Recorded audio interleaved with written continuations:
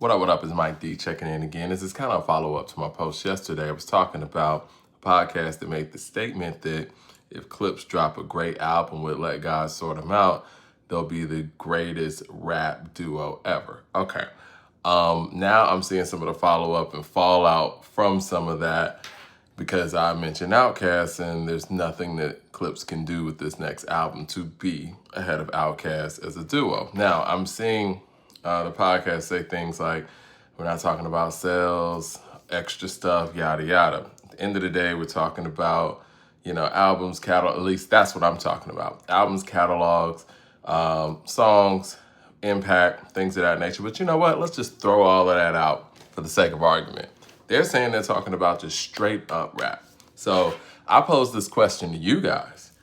If we have Andrè BigBoi, PushaT, and Malice, no Malice, all on one song, who's coming out with the best verse, second best verse, third best verse, and fourth best verse? If we're just talking about straight up rap skills, right?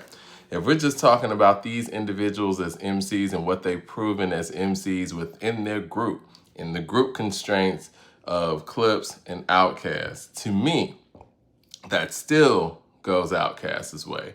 If we're talking about songs like Slump, Aquemini, West Savannah, Babylon, I really feel like, again, this is an attack on BigBoi, and BigBoi being considered less of a lyricist, because there's nobody on earth and no podcast or whatever that anybody's listening to that will sit here and tell you bar for bar, Pusha T or Malice are better MCs than Andrè. So I have to feel like this has to do with BigBoi and people sleeping on BigBoi's skills and people denying BigBoi's greatness. So even if we're gonna do that, in my personal opinion, I think we put all of those guys on a song, and if the song ain't about coke or anything like that, and if it's about drugs or whatever, I don't know. Even if we got a concept about coke, I feel like Andrè and BigBoi would give you a broader scope of the good, the bad, the ugly than you would get from Pusha T. Maybe Malice to give you a little bit more balance. But again, Pusha's even admitted himself,